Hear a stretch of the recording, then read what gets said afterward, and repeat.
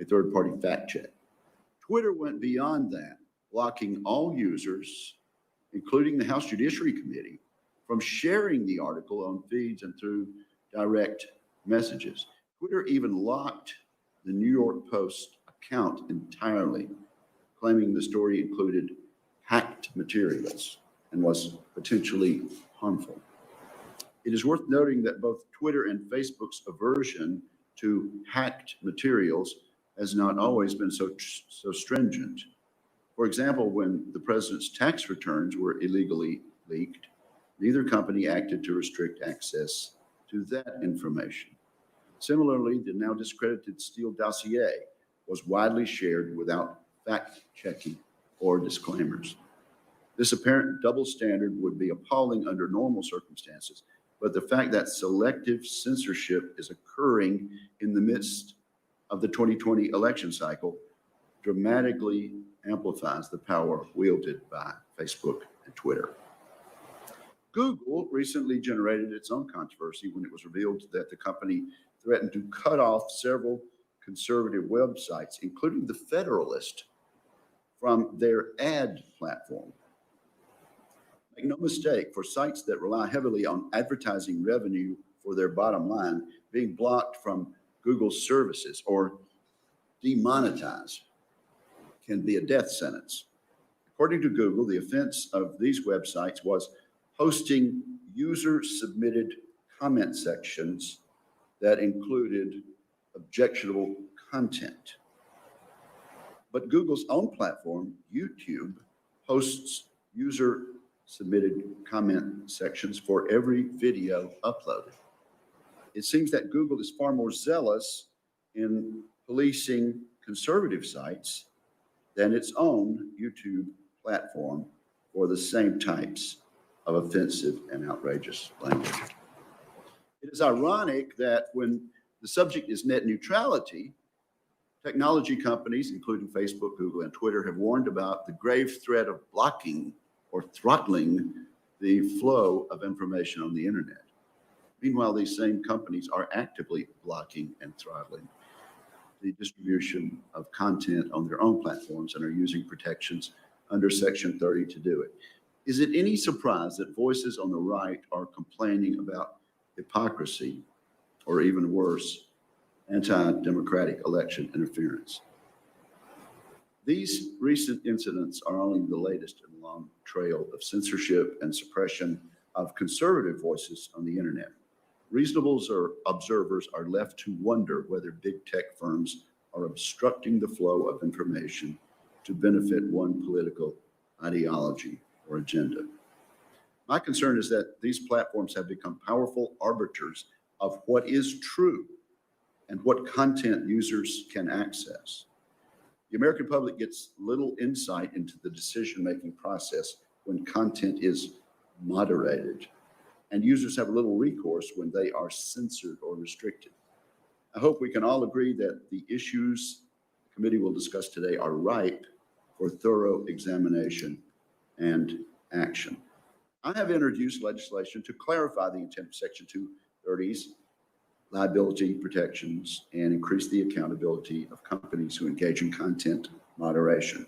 The Online Freedom and Viewpoint Diversity Act would make important changes to right-size the liability shield and make clear what type of content moderation is protected. This legislation would address the challenges we have discussed while still leaving fundamentals of Section 230 in place. Although some of my colleagues on the other side of the aisle have characterized this as a purely partisan exercise, there is strong bipartisan support for reviewing Section 230. In fact, both presidential candidates, Trump and Biden, have proposed repealing Section 230 in its entirety, a position I have not yet embraced. I hope we can focus today's discussion on the issues that affect all Americans. Protecting a true diversity of viewpoints and free discourse is central to our way of life. I look forward to hearing from today's witnesses about what they are doing to promote transparency, accountability, and fairness in their content moderation processes. And I thank each of them for cooperating with us in the scheduling of this testimony. And now turn to my friend and ranking member, Senator Cantwell, for her opening remarks. Senator Cantwell.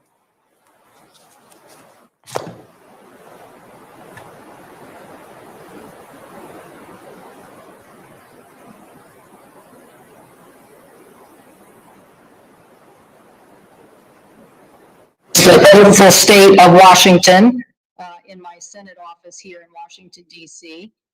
Shows the various ecosystems of the state of Washington, which we very much appreciate. I bring that up because just recently the Seattle area was named the #1 STEM economy in the United States. That is the most STEM workforce in the United States of America. So these issues about how we harness the information age to work for us and not against us is something that we deal with every day of the week, and we want to have discussion and discourse. I believe that discussion and discourse today should be broader than just 230. There are issues of privacy that our committee has addressed and issues of how to make sure there is a free and competitive news market. I noticed today we're not calling in the NAB or the Publishers Association, asking them why they haven't printed or reprinted information that you allude to in your testimony that you wish was more broadly distributed. To have the competition in the news market is to have a diversity of voices and diversity of opinion. And in my report just recently released, we show that true competition really does help perfect information, both for our economy and for the health of our democracy. So I do look forward to discussing these issues today.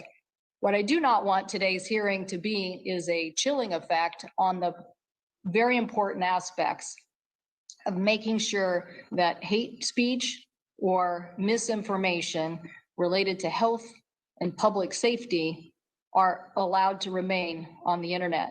We all know what happened in 2016, and we had reports from the FBI, our intelligence agencies, and a bipartisan Senate committee that concluded in 2016 that Russian operatives did, masquerading as Americans, use targeted advertisements, intentionally falsified news articles, self-generated content, social media platform tools to interact and attempt to deceive tens of millions of social media users in the United States.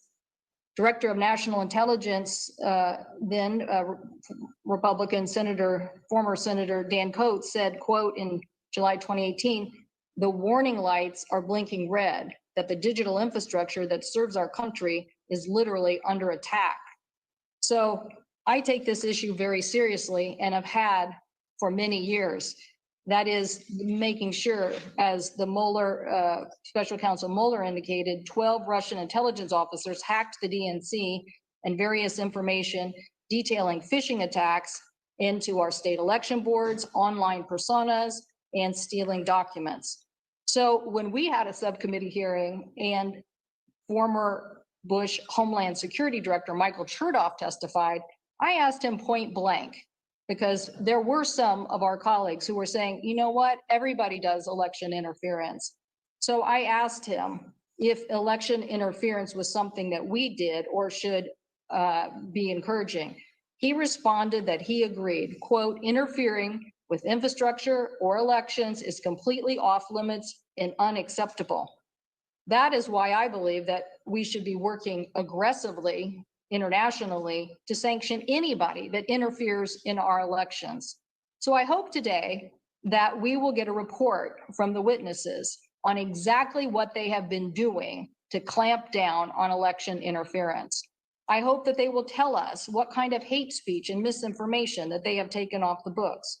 It is no secret that there are various state actors who are doing all they can to take a whack at democracy, to try to say that our way of government, that our way of life, that our way of freedom of speech and information is somehow not as good as we have made it being the beacon of democracy around the globe. I am not going to let or tolerate people to continue to whack at our election process, our vote by mail system, or the ability of tech platforms, security companies, our law enforcement entities, and the collective community to speak against misinformation and hate speech.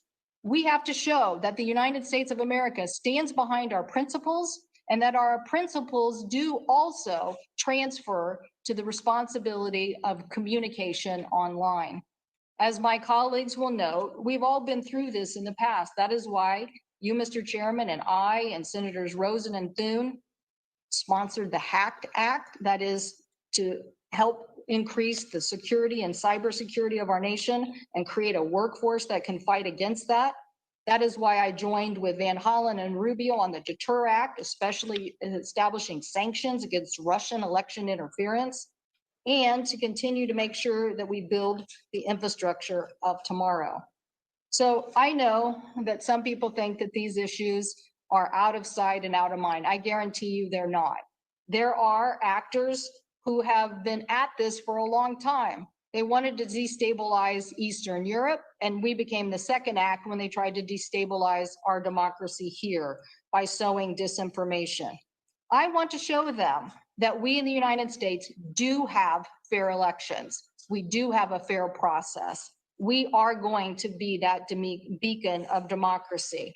So I hope that as we talk about 230 today and we hear from the witnesses on the progress that they have made in making sure that disinformation is not allowed online, that we will also consider ways to help build and strengthen that. That is to say, as some of those who are testifying today, what can we do on transparency, on reporting, on analysis?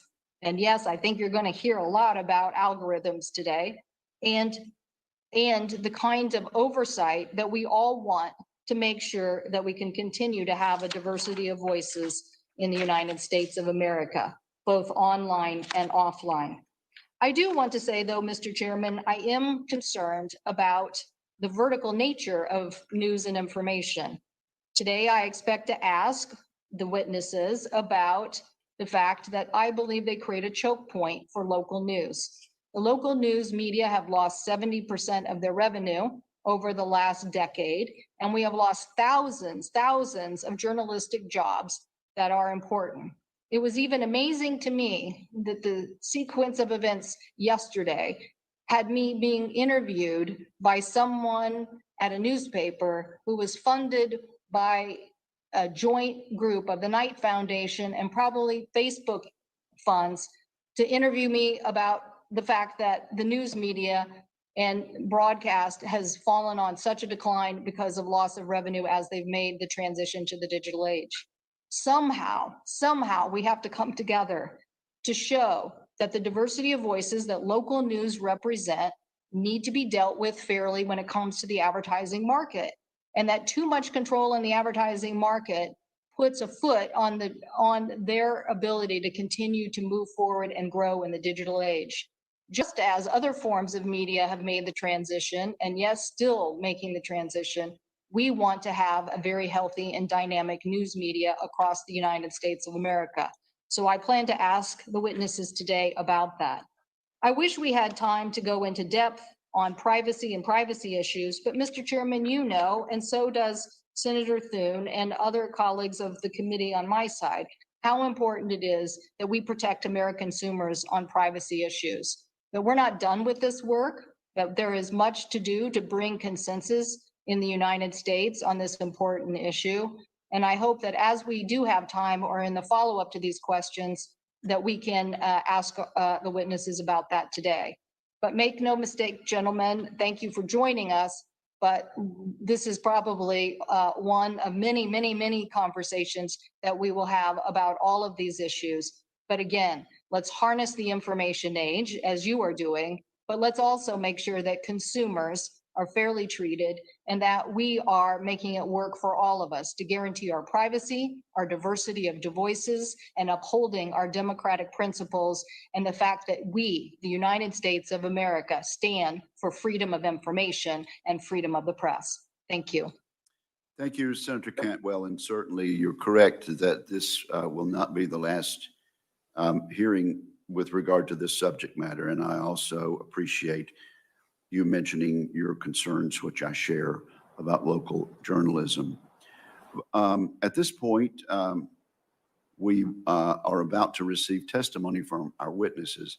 Before we begin that, let me remind members that today's hearing will provide senators with 7-minute rounds, with a round of 7-minute questioning rather than the usual 5 minutes that we have done in the past.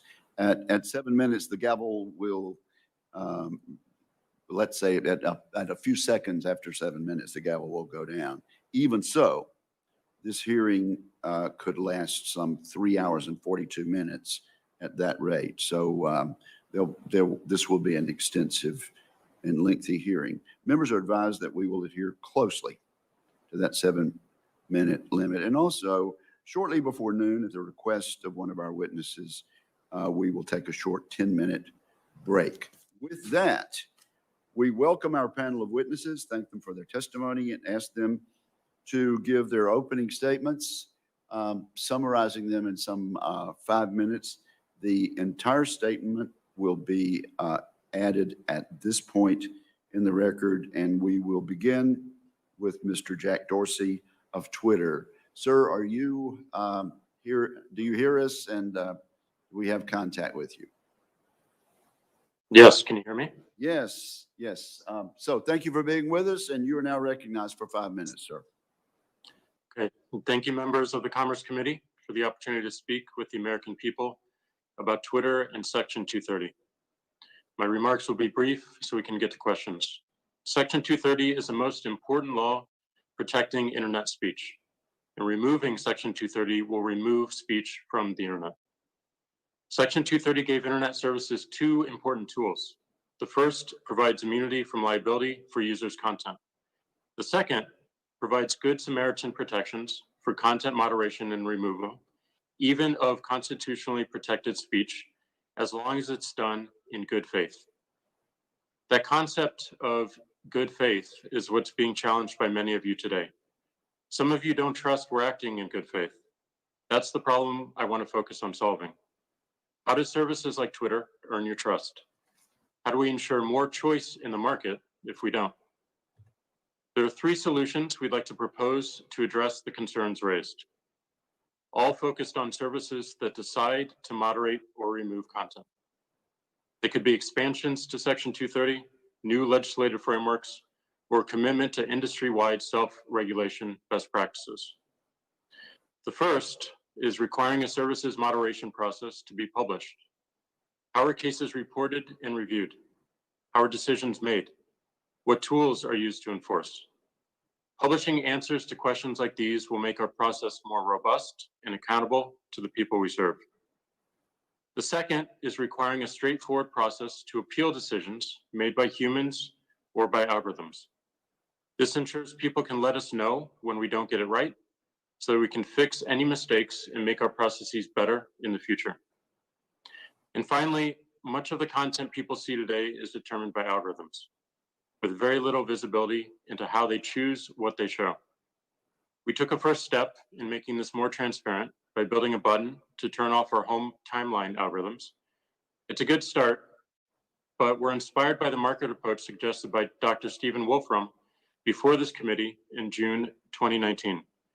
Enabling people to choose algorithms created by third parties to rank and filter their content is an incredibly energizing idea that's in reach. Requiring 1, moderation process and practices to be published, 2, a straightforward process to appeal decisions, and 3, best efforts around algorithmic choice are suggestions to address the concerns we all have going forward. And they're all achievable in short order. It's critical as we consider these solutions, we optimize for new startups and independent developers. Doing so ensures a level playing field that increases the probability of competing ideas to help solve problems. We mustn't entrench the largest companies any further. Thank you for the time, and I look forward to a productive discussion to dig into these and other ideas. Thank you very much, Mr. Dorsey. We now call on Mr. Sundar Pichai. You are recognized for 5 minutes, sir. Chairman Wicker, Ranking Member Cantwell, and distinguished members of the committee, thank you for the opportunity to appear before you today. The internet has been a powerful force for good over the past 3 decades. It has radically improved access to information, whether it's connecting Americans to jobs, getting critical updates to people in times of crisis, or helping a parent find answers to questions like, how can I get my baby to sleep through the night? At the same time, people everywhere can use their voices to share new perspectives, express themselves, and reach broader audiences than ever before. Whether you're a barber in Mississippi or a home renovator in Indiana, you can share a video and build a global fan base and a successful business right from your living room. In this way, the internet has been one of the world's most important equalizers. Information can be shared and knowledge can flow from anyone to anywhere. The same low barriers to entry also make it possible for bad actors to cause harm. As a company whose mission is to organize the world's information and make it universally accessible and useful, Google is deeply conscious of both the opportunities and risks the internet creates. I'm proud that Google's information services like search, Gmail, Maps, and Photos provide thousands of dollars a year in value to the average American for free. We feel a deep responsibility to keep the people who use our products safe and secure, and have long invested in innovative tools to prevent abuse of our services. When it comes to privacy, we are committed to keeping your information safe, treating it responsibly, and putting you in control. We continue to make privacy improvements, like the changes I announced earlier this year to keep less data by default, and support the creation of comprehensive federal privacy laws. We are equally committed to protecting the quality and integrity of information on our platforms and supporting our democracy in a nonpartisan way. As just one timely example, our information panels on Google and YouTube inform users about where to vote and how to register. We've also taken many steps to raise up high-quality journalism, from sending 24 billion visits to news websites globally every month, to our recent $1 billion investment in partnerships with news publishers. Since our founding, we've been deeply committed to the freedom of expression. We also feel a responsibility to protect people who use our products from harmful content and to be transparent about how we do that.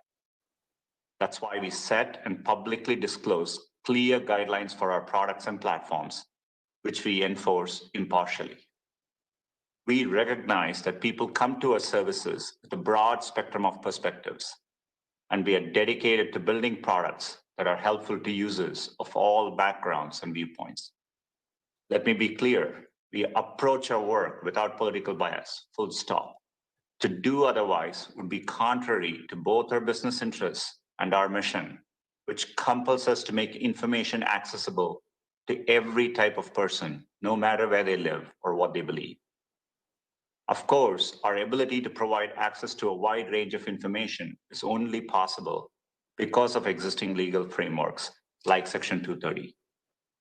The United States adopted Section 230 early in the internet's history, and it has been foundational to US leadership in the tech sector.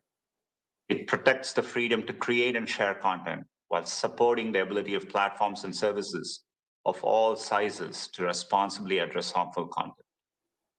We appreciate that this committee has put great thought into how platforms should address content. We look forward to having these conversations. As you think about how to shape policy in this important area, I would urge the committee to be very thoughtful about any changes to Section 230 and to be very aware of the consequences those changes might have on businesses and customers.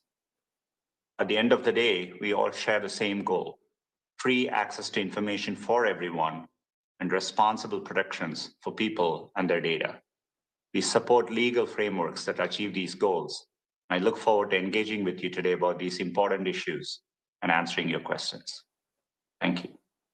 Thank you very much, Mr. Pichai. Members should be advised at this point that we are unable to make contact with Mr. Mark Zuckerberg. We are told by Facebook staff that he is alone and attempting to connect with this hearing, and that they are requesting a 5-minute recess at this point to see if that connection can be made. I think this is a most interesting development, but we're going to accommodate the request of the Facebook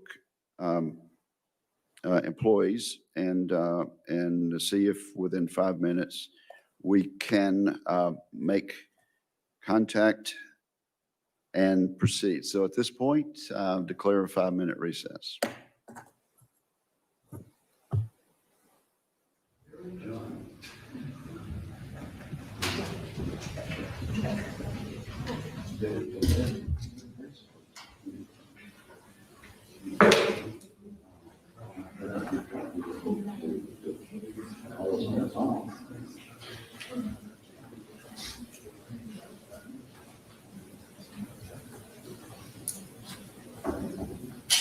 You don't have to whistle. That's okay.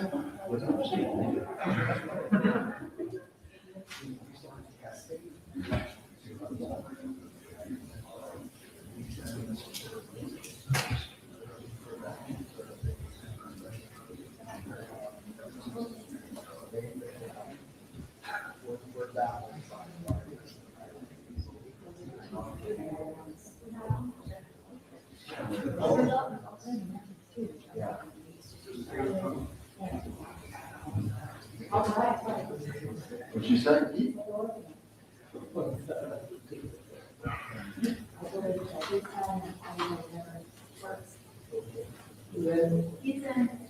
Crystal? Yes.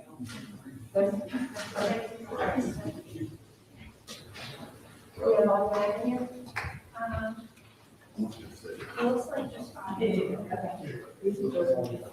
No, Crystal.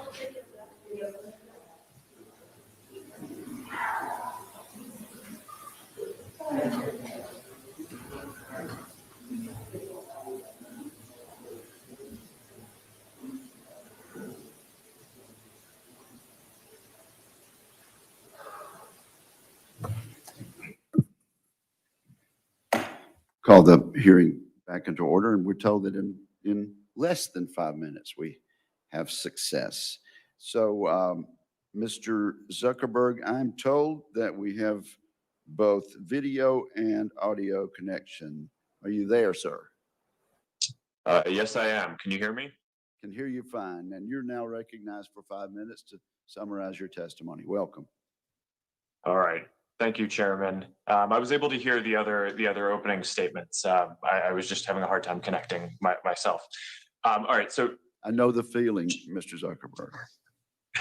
Chairman Wicker, Ranking Member Cantwell, and members of the committee, every day, millions of Americans use the internet to share their experiences and discuss issues that matter to them. Setting the rules for online discourse is an important challenge for our society, and there are principles at stake that go beyond any one platform. How do we balance free expression and safety? How do we define what is dangerous? Who should decide? I don't believe that private companies should be making so many decisions about these issues by themselves. And at Facebook, we often have to balance competing equities. Sometimes the best approach from a safety or security perspective isn't the best for privacy or free expression. So we work with experts across society to strike the right balance. We don't always get it right, but we try to be fair and consistent.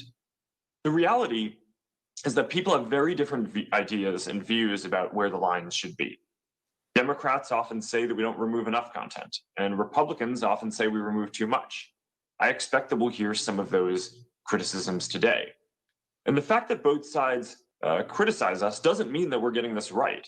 But it does mean that there are real disagreements about where the limits of online speech should be. And I think that's understandable. People can reasonably disagree about where to draw the lines. That's a hallmark of democratic societies, especially here in the US with our strong First Amendment tradition. But it strengthens my belief that when a private company is making these calls, we need a more accountable process that people feel is legitimate and that gives platforms certainty. At Facebook, we publish our standards and issue quarterly reports on the content that we take down. We launched an independent oversight board that can overturn our decisions, and we've committed to an audit of our content reports. But I believe Congress has a role to play too, in order to give people confidence that the process is carried out in a way that balances society's deeply held values appropriately. And that's why I've called for regulation. Right now, the discussion is focused on Section 230. Some say that ending 230 would solve all of the internet's problems. Others say that it would end the internet as we know it. From our perspective, Section 230 does two basic things. First, it encourages free expression, which is fundamentally important. Without 230, platforms could potentially be held liable for everything that people say. They'd face much greater pressure to take down more content to avoid legal risk. Second, it allows platforms to moderate content. Without 230, platforms could face liability for basic moderation, like removing harassment that impacts the safety of their communities. Now, there's a reason why America leads in technology. Section 230 helped create the internet as we know it. It has helped new ideas get built and our companies to spread American values around the world, and we should maintain this advantage. But the internet has also evolved, and I think that Congress should update the law to make sure that it's working as intended. One important place to start would be making content moderation systems more transparent. Another would be to separate good actors from bad actors by making sure that companies can't hide behind Section 230 to avoid responsibility for intentionally facilitating illegal activity on their platforms. We're open to working with Congress on these ideas and more. I hope the changes that you make will ring true to the spirit and intent of 230. There are consequential choices to make here, and it's important that we don't prevent the next generation of ideas from being built. Now, although this hearing is about content policy, I also want to cover our election preparedness work. Voting ends in 6 days. We're in the midst of a pandemic, and there are ongoing threats to the integrity of this election. Since 2016, Facebook has made major investments to stop foreign interference. We've hired more than 35,000 people to work on safety and security. We've disrupted more than 100 networks coming from Russia, Iran, and China, and more that were misleading people about who they are and what they're doing, including 3 just this week.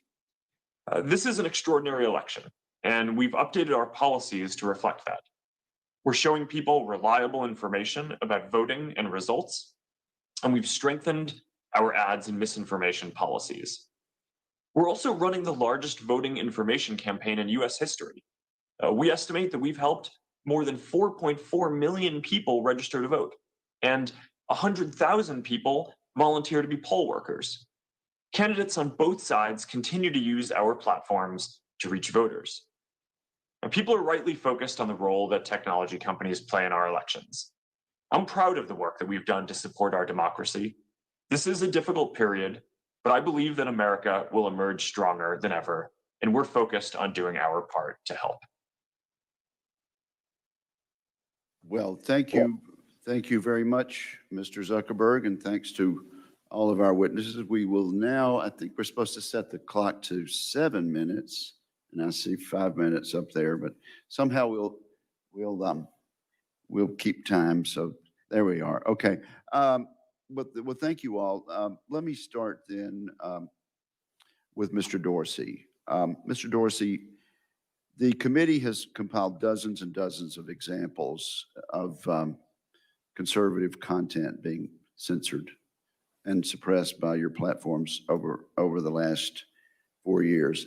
I entered these examples into the record on October 1st when the committee voted unanimously to issue the subpoenas. And thank you all 3 again for working with us on the scheduling,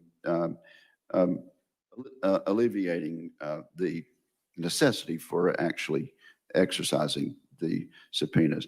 Mr. Dorsey, your platform allows foreign dictators to post propaganda, typically without restriction, yet you routinely restrict the President of the United States. And here's an example. In March, a spokesman for the Chinese Communist Party falsely accused the U.S. military of causing the coronavirus epidemic.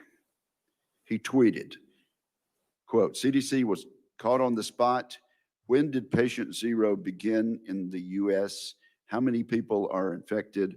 What are the names of the hospitals? It might be the US Army who brought the epidemic to Wuhan, and on and on. After this tweet was up for some 2 months, Twitter added a fact check label to this tweet after being up for 2 months. However, when President Trump tweeted about how mail-in ballots are vulnerable to fraud, a statement that I subscribe to and agree with, a statement that is in fact true, Twitter immediately imposed a fact check label on that tweet. Mr. Dorsey, how does a claim by Chinese communists that the US military is to blame for COVID remain up for 2 months without a fact check, and the president's tweet about security of mail-in ballots get labeled instantly? Well, first and foremost, as you mentioned, we did label that tweet. As we think about enforcement, we consider severity of potential offline harm, and we act as quickly as we can. We have taken action against tweets from world leaders all around the world, including the president. And we did take action on that tweet because we saw it. We saw the confusion it might encourage, and we labeled it accordingly. And the goal with our labeling— You're speaking of the president's tweet. Yes. Okay. The goal of our labeling is to provide more context, to connect the dots so that people can have more information so they can make decisions for themselves. We've created these policies recently. We are enforcing them. There are certainly things that we can do much faster, but generally we believe that the policy was enforced in a timely manner and in the right regard. And yet you seem to have no objection to a tweet by the Chinese Communist Party saying the U.S. Army brought the epidemic to Wuhan. Well, we did, and we labeled that tweet, It providing took you more 2 months to information. do so. Is that correct? I'm not sure of the exact time frame, but we can get back to you on that. So you're going to get back to us as to how a tweet from the Chinese Communist Party falsely accusing the U.S. military of causing the coronavirus epidemic was left up for 2 months with no comment from Twitter, while the President of the United States making a statement about being careful about about ballot security with the mail was labeled immediately. I have a tweet here from Mr. Ajit Pai. Mr. Ajit Pai is the chairman of the Federal Communications Commission, and he recounts some 4 tweets by the Iranian dictator Ayatollah Ali Khamenei, which Twitter did not place a public label on. They all 4 of them glorify violence. The first tweet says this, and I quote each time: "The Zionist regime is a deadly, cancerous growth and a detriment to the region. It will undoubtedly be uprooted and destroyed."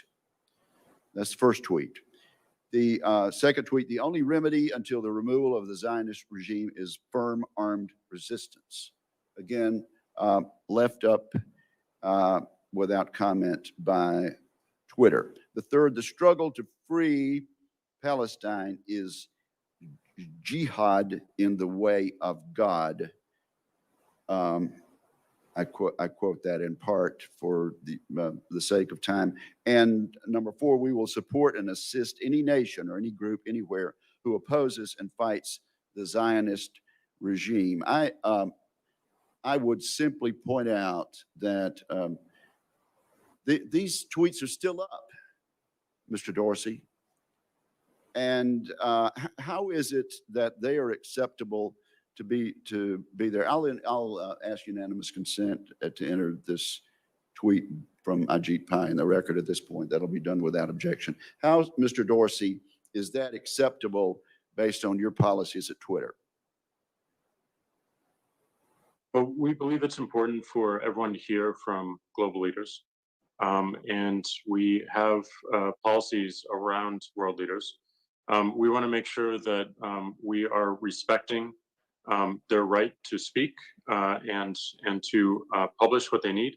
But if there is a violation of our terms of service, we want to label it. They're still up. Do they violate your terms of service, Mr. Dorsey? We did not find those to violate our terms of service because we considered them saber rattling, which is part of the speech of world leaders in concert with other countries. Speech against our own people or a country's own citizens, we believe is different and can cause more immediate harm. Very, very telling information, Mr. Dorsey. Thank you very much. Senator Cantwell, you are recognized. I think I'm deferring to our colleague, Senator Peters, just because of timing and situation for him. All right, Senator Peters, are you there? I am here. Sir, I am here. You are recognized for 7 minutes. Well, thank you, Mr. Chairman, and Ranking Member Cantwell, appreciate your deferral to me. I certainly appreciate that consideration a great deal. Also want to thank each of our panelists here today for coming forward and being a witness, and appreciate all of you accommodating your schedules so that we could have this hearing. My first question is for Mr. Zuckerberg, and I want to start off by saying how much I appreciated our opportunity last night to speak at length on a number of issues. And as I told you last night, I appreciate the Facebook's efforts to assist law enforcement to disrupt a plot to kidnap and then to hold a sham trial and kill our governor, Governor Whitmer. The individuals in that case apparently used Facebook for a broad recruiting effort, but then they actually planned the specifics of that operation off of your platform. My question is, when users reach the level of radicalization that violates your community standards, you often will ban those groups and you then drive them off to other platforms. Those platforms tend to have less transparency and oversight. But the issue that I'd like you to address is for those individuals that remain on your platform, they're often far down the path of radicalization, but they are definitely looking for an outlet. And I understand that Facebook has recently adopted a strategy to redirect users who are searching, for example, for election misinformation. But it doesn't seem that policy applies to budding violent extremists. Mr. Zuckerberg, do you believe that the platform your platform has a responsibility to off-ramp users who are on the path to radicalization by violent extremist groups? Senator, thanks for the question. I think this is very important. And my understanding is that we actually do a little of what you're talking about here. If people are searching for, I think, for example, white supremacist organizations, of which we ban those, we treat them as terrorist organizations. Not only are we not going to show that content, but I think we try to, where we can, highlight information that would be helpful, and I think we try to work with experts on that.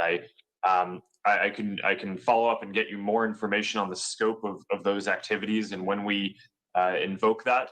But I certainly agree with the spirit of the question that this is a good idea and something that we should continue pursuing and perhaps expand. Well, I appreciate those comments. I'm the ranking member on Senate Homeland Security Committee, and what we're seeing is a rise of violent extremist groups, which is very troubling. And certainly we need to work very closely with you as to how do we disrupt this kind of radicalization, especially folks that are using your platform. So I appreciate the opportunity to work further. And as we talked about last night, you asserted that Facebook is proactively working with law enforcement now to disrupt some of these real world violent attempts that stem from some of that activity that originated your platform. Could you tell me specifically how many threats that you have proactively referred to local or state law enforcement prior to being approached for a preservation request? Senator, I don't know the number off the top of my head, so I can follow up with you on that. But it is increasingly common that our systems are able to detect when there's potential issues. And over the last 4 years in particular, we've built closer partnerships with law enforcement and the intelligence community to be able to share those kind of signals. So we're doing more of that, including in the case that you mentioned before around the attempted kidnapping of Governor Whitmer. We identified that as a signal to the FBI. I think it was about 6 months ago when we started seeing some suspicious activity on our platform, and there's certainly that's part of our routine and how we operate. Well, Mr. Zuckerberg, discovery tools and recommendation algorithms that your platforms use does serve up potentially extremist content based on the user profiles of folks. As we seek to understand why membership in these extremist groups is rising, I would hope that your companies are right now engaging in some forensic analysis of membership once you take down an extremist group to take a look at how that happened on your platform. It's certainly going to better inform us as to how we can disrupt this type of recruitment into extremist groups. My question for you, though, is that in 2016, you said, and this was apparently an internal Facebook internal document that was reported by the Wall Street Journal, that said that 64% of members of violent groups became members because of your platform's recommendation. And I'll quote from that report that was reported in the Wall Street Journal. It said, "Our recommendation systems grow the problem." That's clearly very concerning. And I know in response to that report in 2016, you had made changes to your policies. You made changes to some of the algorithms that existed at that time. My question is, have you seen a reduction in your platform's facilitation of extremist group recruitment since those policies were changed? Senator, I'm not familiar with that specific study, but I agree with the concern, and making sure that our recommendation systems for what groups people are given the opportunity to join is certainly one important vector for addressing this issue. And we've taken a number of steps here, including disqualifying groups from being included in our recommendation system at all if they routinely are being used to share misinformation, or if they have content violations, or a number of other criteria. So I'm quite focused on this. I agree with where you're going with that question. I don't have any data today on the real world impact of that yet, but I think that addressing this upstream is very important. So I appreciate you agreeing with that, and that we need more data. Is it that you don't have the data just at the top of your head, or that it doesn't exist? Well, Senator, certainly the former, and potentially the latter as well. I think it probably takes some time after we make these changes to be able to measure the impact of it. And I'm not aware of what studies are going on into this. This seems like the type of thing that one would want not just internal Facebook researchers to work on, but also potentially a collaboration with independent academics as well. Thank you, Mr. Zuckerberg, and thank you, Senator Peters. Senator Gardner has also asked to go out of order, and Senator Thune has graciously deferred to him. So, Senator Gardner, you are recognized for 7 minutes, sir. Well, thank you, Mr. Chairman, and thank you, Senator Thune, for sharing your time, or at least deferring your time to me. And thank you, Mr. Zuckerberg, Mr. Pichai, thank you very much, and Mr. Dorsey, thank you for being here. Mr. Dorsey, I'm going to direct these first questions to you. Mr. Dorsey, do you believe the Holocaust really happened? Yes or no? Yes. So you would agree that someone who says the Holocaust may not have happened is spreading misinformation? Yes or no? Yes. I appreciate your answers on this, but they surprise me and probably a lot of other Coloradans and Americans. After all, Iran's Ayatollah has done exactly this. questioning the Holocaust. And yet his tweets remain unflagged on Twitter's platform. You and I agree that moderating your platform makes sense in certain respects. We don't want the next terrorist finding inspiration on Twitter or any platform for that matter. But you've also decided to moderate certain content from influential world leaders, and I'd like to understand your decisions to do so a little bit better. Can you name any other instance of Twitter hiding or deleting a tweet from heads of state? Not off the top of my head, but we have many examples across world leaders around the world. Would you be willing to provide a list of those? Absolutely.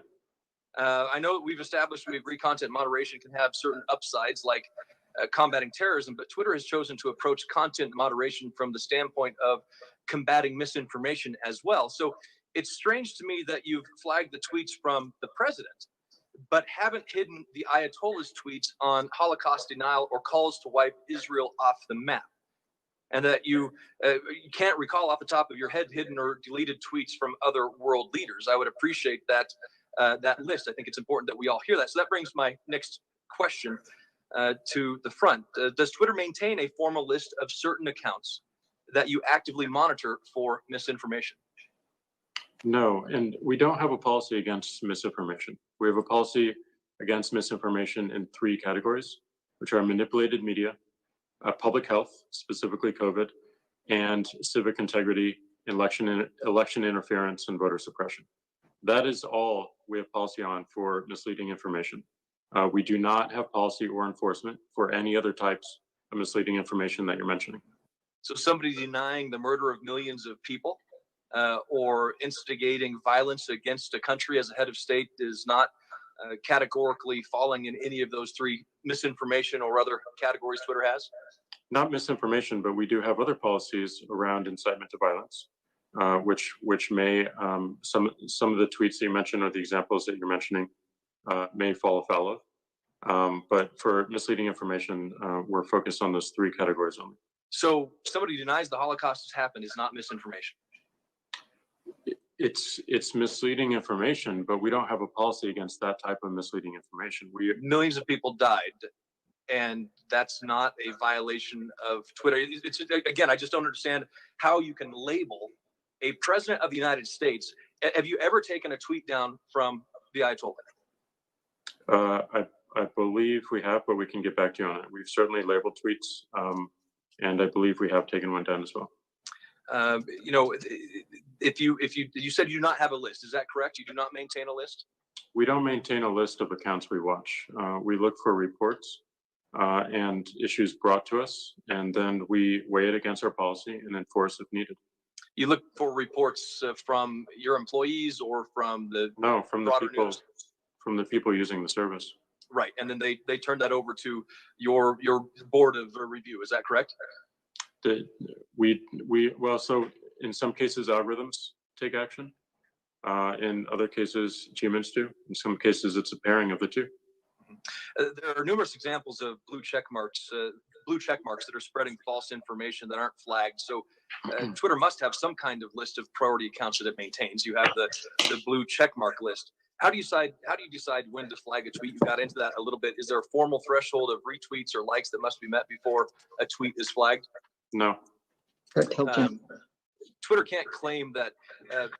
I just, with your answers on the Ayatollah and others, I just don't understand how Twitter can claim to want a world of less hate and misinformation while you simultaneously let the kind of content that the Ayatollah has tweeted out flourish on the platform, including from other world leaders. It's no wonder that Americans are concerned about politically motivated content moderation at Twitter, given what we have just said. I don't like the idea of a group of unelected elites in San Francisco or Silicon Valley deciding whether my speech is permissible on their platforms, but I like even less the idea of unelected Washington, D.C. bureaucrats trying to enforce some kind of politically neutral content moderation. So just as we have heard from other panelists, as we're going to hear throughout the day, we have to be very careful and not rush to legislate in ways that stifle speech. You can delete Facebook, turn off Twitter, or try to ditch Google, but you cannot unsubscribe from government censors. Congress should be focused on encouraging speech, not restricting it. The Supreme Court has tried teaching us that lesson time and time again, and the Constitution demands that we remember it. I'm running short on time, so I'm going to very quickly go through another question. One of the core ideas of Section 230's liability protections is this: you shouldn't be responsible for what someone else says on your platform. Conversely, you should be liable for what you say or do on your own platform. I think that's pretty common sense. But courts have not always agreed with this approach. Even Rep. Chris Cox opined in a recent Wall Street Journal op-ed that Section 230 has sometimes been interpreted by courts more broadly than I expected. For example, allowing some websites to escape liability for content they helped create. Mr. Zuckerberg, I have a simple question for you and each of the panelists today quickly. To be clear, I'm not talking about technical tools or operating the platform itself here. I'm purely talking about content. Do you agree that internet platforms should be held liable for the specific content that you yourself create on your own platforms? Yes or no? Very quickly. Senator, I think that is reasonable. Yes or no, Mr. Dorsey? If Twitter creates specific content, should Twitter be liable for that content? It's reasonable as well. Mr. Pichai, same question to you. Yes or no, should Google be liable for the specific content that it creates? If we are acting as a publisher, I would say yes. The specific content that you create on your own platform? Yes. That seems reasonable. Thank you. I think one of the other sides of liability questions in regard to the good faith removal provision in Section 230 that we'll get into a little bit more in the private questions. I know I'm out of time. So, Mr. Chairman, thank you for giving me this time. Senator Thune, thank you as well. And thanks to the witnesses. Thank you, Senator Gardner. The ranking member has now deferred to Senator Klobuchar, so